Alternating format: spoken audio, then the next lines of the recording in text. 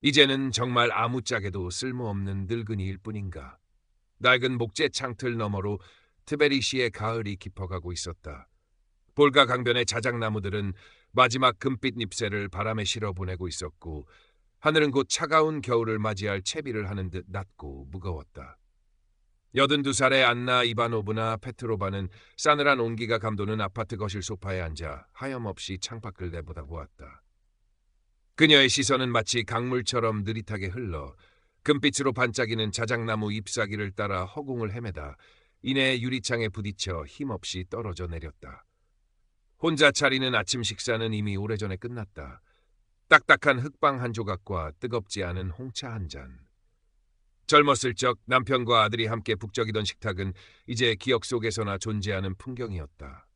텔레비전에서는 알아들을 수 없는 요란한 소리가 흘러나왔지만 그저 정막을 깨기 위한 배경음에 불과했다. 안나는 리모컨을 더듬어 소리를 줄였다. 집안은 다시금 그녀의 느린 숨소리와 낡은 시계의 째깍거림만이 존재하는 공간으로 돌아왔다. 가끔 독일에서 유학 중인 외아들 이고르와 영상통화를 하는 것이 유일한 낙이라면 낙이었다. 하지만 그것도 잠시였다. 화면 속 아들은 언제나 바빠 보였고 안부는 늘 짧고 형식적이었다. 엄마, 건강은 어떠세요? 별일 없으시죠? 전 잘 지내요. 공부할 게 많아서 다음에 길게 통화해요. 아들의 목소리는 따뜻했지만 그 온기는 차가운 스크린을 넘어 그녀의 뺨까지는 채 닿지 못했다. 통화가 끝나면 어김없이 더 깊은 외로움과 무력감이 파도처럼 밀려왔다. 쓸모없는 존재. 그녀는 나지막이 중얼거렸다. 한때 초등학교 교사로서 아이들의 초롱초롱한 눈망울 속에서 빛을 발견하고 그들의 성장을 도우며 살아있음을 느꼈던 시절이 있었다. 남편이 곁에 있을 때만 해도 세상은 그녀에게 여전히 의미 있는 곳이었다. 그러나 10년 전 남편이 세상을 떠나고 아들마저 먼 타국으로 떠나자 그녀는 마치 세상이라는 거대한 무대에서 퇴장당한 배우처럼 느껴졌다. 낡고 삐걱거리는 이 소비에트 시절 아파트 1층, 현관까지 이어지는 몇 개의 계단조차 버거운 그녀에게 남은 역할은 없는 듯했다. 오른쪽 무릎은 날씨가 굳을 때마다 욱신거렸지만 지팡이를 짚는 것은 마지막 자존심처럼 거부하고 있었다.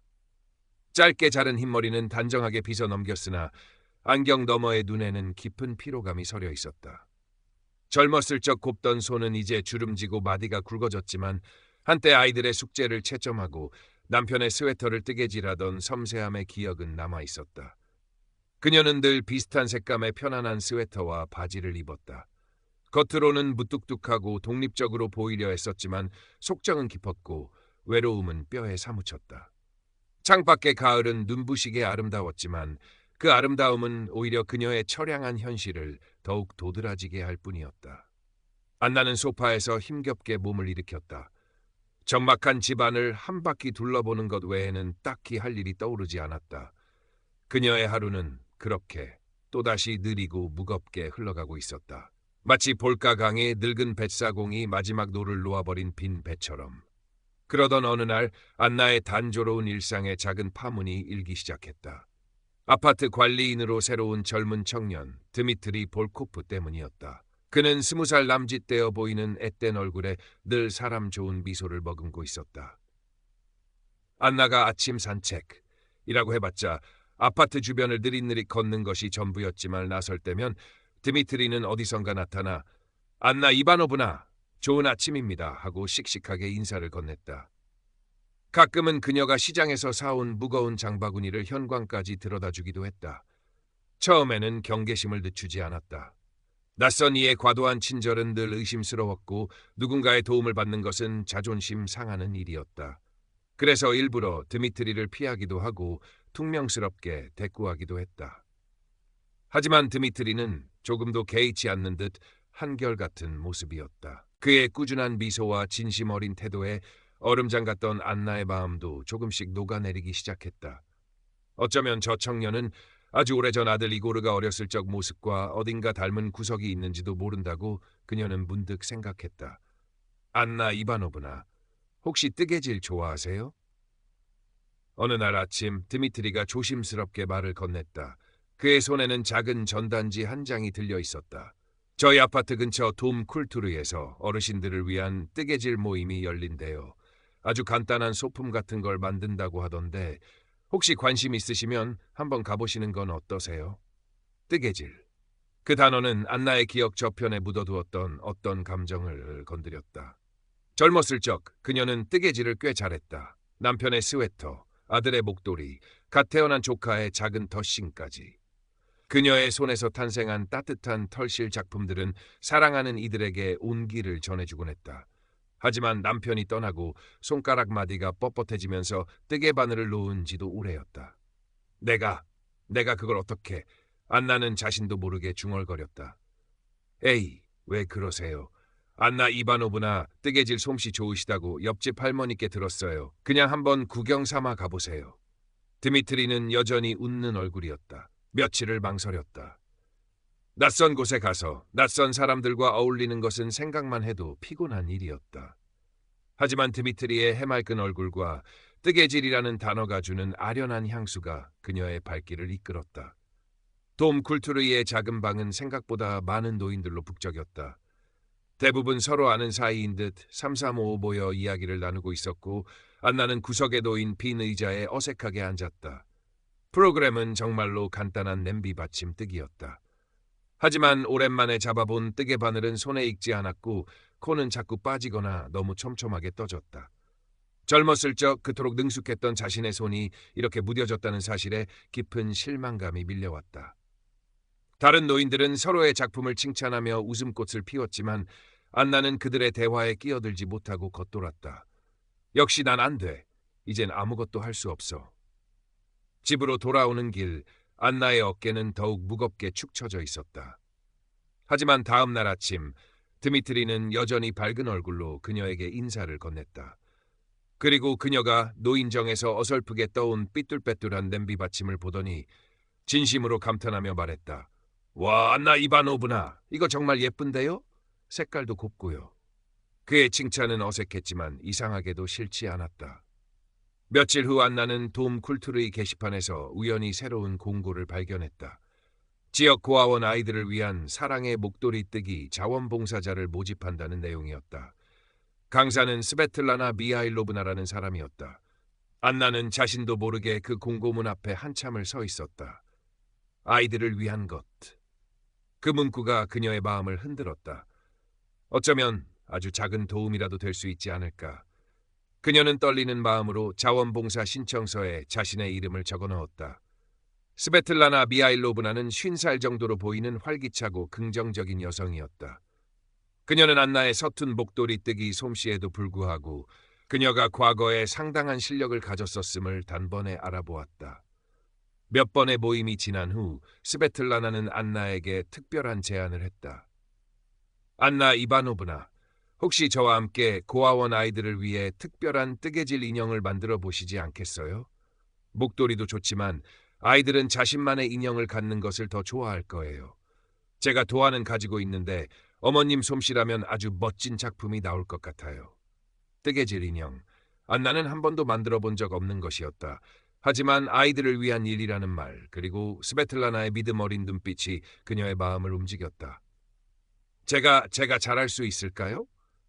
떨리는 목소리로 묻는 안나에게 스베틀라나는 환하게 웃으며 답했다. 그럼요, 제가 옆에서 도와드릴게요. 함께라면 분명 멋지게 해낼 수 있을 거예요. 그렇게 안나의 새로운 도전이 시작되었다.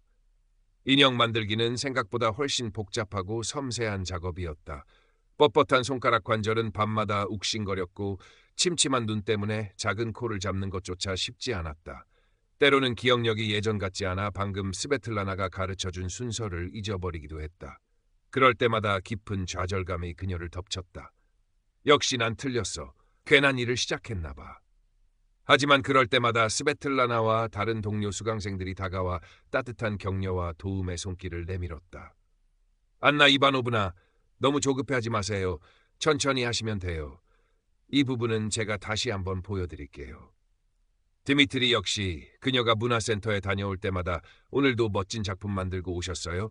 라며 변함없는 응원을 보냈다. 그는 가끔 따뜻한 차와 작은 간식을 가져다주며 그녀의 말벗이 되어주기도 했다.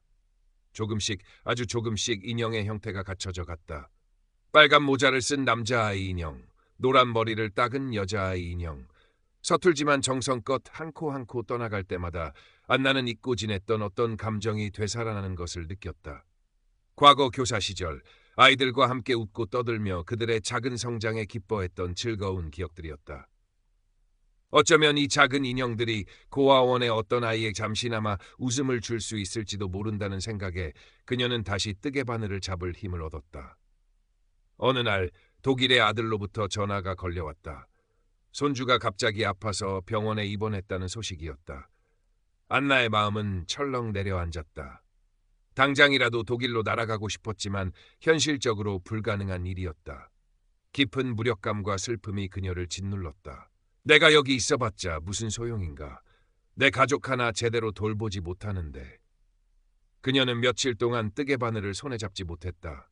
하지만 스베틀라나와 드미트리는 조용히 그녀의 곁을 지켜주었다. 그리고 며칠 후 안나는 다시 뜨개 바늘을 잡았다. 나는 여기서 내 일을 해야 한다. 그녀는 스스로에게 다짐했다. 어쩌면 이 작은 인형을 기다리고 있을 또 다른 아이들을 생각하며 슬픔을 뜨개질로 승화시키려 애썼다. 시간이 흘러 인형들이 하나둘 완성되어 갈수록 안나의 얼굴에도 조금씩 생기가 돌기 시작했다. 표정은 한결 부드러워졌고 말수도 늘었다. 돔 쿨트르이의 다른 노인들과도 자연스럽게 어울리며 안부를 묻고 뜨개질에 대한 이야기를 나누기도 했다. 그녀의 낡은 아파트에도 아주 작은 변화가 생겼다. 창가에는 드미트리가 선물한 작은 화분이 놓였고 테이블 위에는 뜨담한 털실과 도안이 어지럽게 널려 있었지만 그 모습이 더 이상 쓸쓸해 보이지 않았다. 드디어 기다리고 기다리던 뜨개질 인형 완성 발표의 날이 다가왔다. 차가운 바람이 옷깃을 파고드는 트베리의 초겨울이었지만 돔 쿨투르의 강당하는 사람들의 온기로 따뜻했다. 안나는 자신이 만든 알록달록한 인형들을 가슴에 안고 조금은 긴장된 표정으로 앉아 있었다. 강당 한쪽에는 고아원에서 온 아이들이 초롱초롱한 눈망울로 무대를 바라보고 있었다. 발표회는 소박하지만 따뜻하게 진행되었다. 스베틀라나의 간단한 인사말과 함께 자원봉사자들이 한 명씩 앞으로 나가 자신이 만든 인형을 아이들에게 직접 전달하는 시간이었다. 안나의 차례가 되자 그녀는 떨리는 다리를 애써 진정시키며 무대 앞으로 나아갔다. 그녀의 손에는 가장 공들여 만든 파란 눈의 남자아이 인형이 들려 있었다. 한 남자아이가 수줍은 미소를 지으며 그녀에게 다가왔다. 안나는 떨리는 손으로 아이에게 인형을 건넸다. 아이는 인형을 받아들고는 잠시 말없이 바라보더니 이내 환하게 웃으며 안나의 품에 와락 안겼다. 할머니, 고맙습니다. 인형 정말 예뻐요. 제 보물 1호로 할 거예요. 아이의 작고 따뜻한 체온 그리고 꾸밈없이 맑은 목소리가 안나의 가슴 깊은 곳을 울렸다. 순간 그녀의 눈가에 뜨거운 것이 핑 돌았다. 주름진 뺨을 타고 눈물 한 방울이 흘러내렸다. 그것은 슬픔의 눈물이 아니었다. 아주 오랜만에 느껴보는 벅찬 감동과 기쁨의 눈물이었다. 나는 여전히 누군가에게 기쁨을 줄 수 있는 존재구나. 나는 아직 쓸모있는 사람이구나. 객석에서는 드미트리와 스베틀라나가 따뜻한 미소와 함께 박수를 보내고 있었다. 안나는 아이를 꼭 안아주며 사람들 앞에서 떨리는 목소리로 짧게 소감을 말했다. 저는 나이 드는 것이 모든 것의 끝이라고 생각했습니다. 하지만 오늘 저는 새로운 시작을 선물 받은 기분입니다. 이 아이의 미소가 제게 다시 살아갈 힘을 주었습니다. 정말 감사합니다. 그녀의 진심 어린 말에 강당하는 따뜻한 박수 소리로 가득 찼다. 그 순간 안나는 더 이상 외롭거나 무력하지 않았다. 그녀는 세상과 다시 연결되었음을 그리고 자신의 삶에 여전히 의미가 있음을 온몸으로 느끼고 있었다. 발표회 이후 안나에게는 놀라운 변화들이 찾아왔다. 그녀는 동네에서 뜨개질 바부슈카 할머니로 작은 유명세를 얻었다. 돔 쿨투르이에서는 그녀에게 다른 노인들을 대상으로 작은 뜨개질 강좌를 맡아달라는 제안까지 해왔다. 처음에는 망설였지만 스베틀라나의 적극적인 지지와 안나 이바노브나라면 분명 잘 해내실 거예요 라는 드미트리의 응원에 용기를 내어 강좌를 시작했다. 그녀의 강좌는 금세 입소문이나 수강생들이 제법 모였다. 그녀는 자신이 알고 있는 뜨개질 기술을 아낌없이 나누어 주었고 수강생들은 그녀의 따뜻함과 솜씨에 감탄했다. 드미트리는 여전히 그녀의 든든한 지지자였다. 그는 가끔 그녀의 강좌 준비를 돕기도 하고 수강생들을 위해 따뜻한 차를 준비해주기도 했다. 그의 존재는 안나에게 큰 힘이 되었다. 독일의 아들과의 영상통화도 예전과는 사뭇 달라졌다. 안나는 더 이상 자신의 어려움을 숨기거나 형식적인 안부만 묻지 않았다. 자신이 새로 시작한 뜨개질 강좌 이야기, 수강생들 이야기, 고아원 아이들 이야기를 활기차게 늘어놓았다. 화면 속 아들은 엄마의 변화된 모습에 진심으로 기뻐하며 응원의 말을 아끼지 않았다. 엄마, 정말 대단하세요. 제가 다 자랑스러워요. 다음에 독일에 오시면 손주에게도 뜨개질 가르쳐 주세요. 아들의 말에 안나는 소녀처럼 수줍게 웃었다. 어느덧 시간은 흘러 겨울이 깊어졌지만 트베리의 햇살은 유난히 따뜻하게 느껴지는 날이었다. 안나는 돔 쿨투르이의 작은 강의실에서 수강생들과 함께 웃음꽃을 피우며 뜨개질을 하고 있었다. 알록달록한 털실들이 그들의 손끝에서 아름다운 무늬로 피어났다. 더 이상 그녀의 집은 혼자만의 적막한 공간이 아니었다.